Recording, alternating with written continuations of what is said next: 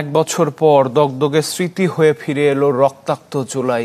স্বাধীন বাংলাদেশের ইতিহাসে অন্যতম নৃশংস মাস, যেই মাসে ছাত্র জনতার উপর নির্বিচার বুলেট চালায় শেখ হাসিনা সরকার। নড়ে ওঠে 16 বছরের ফ্যাসিবাদী মসনদ, 1400 শহীদ আর প্রায় 20,000 আহতের আত্মত্যাগের ঋণ এখনো খুঁজে ফিরছে নতুন বাংলাদেশকে। দর্শক, জুলাই গণঅভ্যুত্থানের মাস ঘিরে আজ থেকে চ্যানেল 24 এর সংবাদে থাকছে বিশেষ আয়োজন রক্তে ভেজা জুলাই। আজকের রিপোর্ট শফিকুল ইসলাম সবুজের।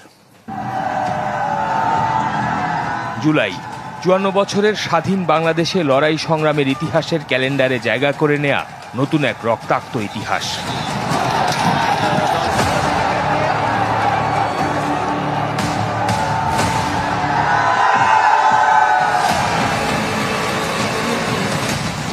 ছাপ্পান্ন হাজার বর্গমাইলে ছড়িয়ে পড়া দ্রোহের আগুনে স্বৈরতন্ত্রের মসনদ পুড়িয়ে নতুন বাংলাদেশ গড়ার গল্প, যে গল্প রচনা করতে প্রাণ দিয়েছেন 1400 মানুষ, অঙ্গ হারিয়েছেন হাজারো যোদ্ধা, আহতের তালিকায় 20,000-এর বেশি। 24শে জুন জুলাইয়ে ছাত্র সমাজের দাবিটা ছিল ভীষণ সাধারণ: 55 কোটার গ্রাস থেকে বেরিয়ে মেধার ভিত্তিতে চাকরি পাওয়া।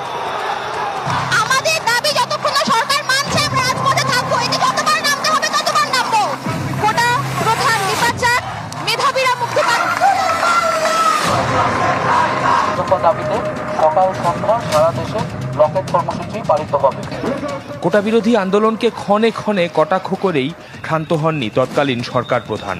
বল প্রয়োগ, গুম, খুন সবকিছু করে ছাত্রছাত্রীদের এমন খাদের কিনারায় দাঁড় করিয়েছিলেন যেখানে তাদের পথ খোলা ছিল একটাই: মুক্তি অথবা মৃত্যু।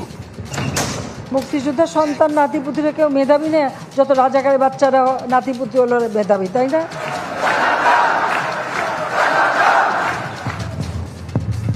তাই তো শেষ মুহূর্তে তড়িঘড়ি করে আদালত থেকে কোটা বাতিলের রায় এনেও আবু সাইদ মুগ্ধদের জীবনের দেনা মেটাতে পারেননি শেখ হাসিনা। অতপর কোটা বিরোধী সংগ্রাম রূপ নেয় আওয়ামী ফ্যাসিবাদ পতনের আন্দোলনে। 16 বছরের সীমাহীন বৈষম্য, গুম, খুন, দুর্নীতিতে অতিষ্ঠ জনতার স্রোত মিশে যায় রাজপথে।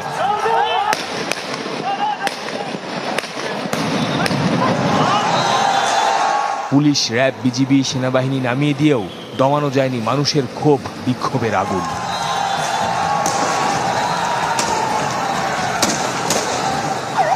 শেষমেশ ইন্টারনেট বন্ধ করে দিয়ে 18-19 জুলাই ছাত্র জনতার উপর চালানো হয় বর্বর হত্যাযজ্ঞ। কিন্তু শোষকের বন্দুক থেকে যতই গুলি বেরিয়েছে ততই ছড়িয়েছে আন্দোলনের স্ফুলিঙ্গ। দফায় দফায় দেয়া কারফিউ ভেঙে ছাত্র, শিক্ষক, কৃষক, শ্রমিক, পেশাজীবী, বুদ্ধিজীবী, শিল্পী, দল মত নির্বিশেষে পথে নামে সব শ্রেণীর মানুষ। আন্দোলন রূপ নেয় গণ অভ্যুত্থানে। যেন এই গুলিটা থামানোর চেষ্টা করা হয়। আমরা আমাদের সন্তানদের রক্ষা করার জন্য এসেছি। 3 আগস্ট ঢাকার কেন্দ্রীয় শহীদ মিনার চত্বরে লাখো জনতার জমায়েত থেকে ঘোষণা আসে এক দফা শেখ হাসিনার পদত্যাগ। আমাদের এক দফাটি হলো শেখ হাসিনা সহ এই সরকারের পতন এবং ফ্যাসিবাদের বিনাশ। এরপর 4 আগস্ট মরণ কামড় দেয় আওয়ামী লীগ। পুলিশের সাথে অস্ত্র নিয়ে নেমে পড়েন তাদের নেতাকর্মীরাও। দেশ জুড়ে ছড়িয়ে পড়ে নজিরবিহীন সহিংসতা। শুধু একদিনে ঝরে শতাধিক প্রাণ। ব্যাপক রক্তপাত ও প্রাণহানির পরও গদি ছাড়তে চাননি শেখ হাসিনা। 5 আগস্ট ভোর থেকে জারি করা হয় কঠোর কারফিউ। কিন্তু শত বাধার দেয়াল ভেঙে রাজধানীর বিভিন্ন প্রান্ত থেকে লাখো লাখো মানুষ এগিয়ে যায় গণভবনের দিকে। সেনাবাহিনী ব্যারিকেড তুলে নেয়, ঢাকার রাজপথ দখলে নেয় ছাত্র জনতা। আর ততক্ষণে খবর আসে শেখ হাসিনা পালিয়ে গেছে।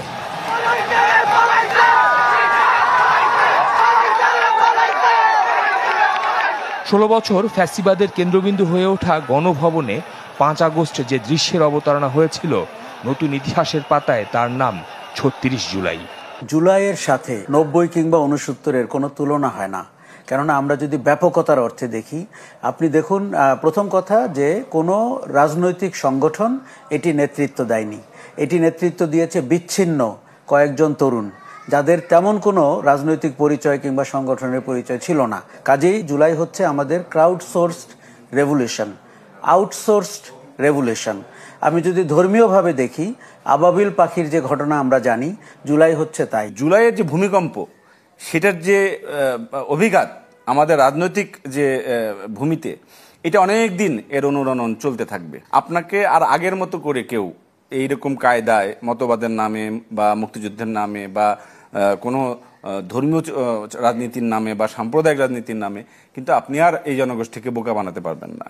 এইটি গণঅভ্যুত্থান এখনো, এটা তখনই বিপ্লবের মর্যাদা পাবে যদি সত্যি সত্যি এই পরিবর্তনের মধ্যে দিয়ে মৌলিক সংস্কার এবং বাঙালি জাতির যে রাজনৈতিক ধ্যান ধারণা এবং চিন্তা ভাবনা এইখানে স্থায়ী পরিবর্তন আসে।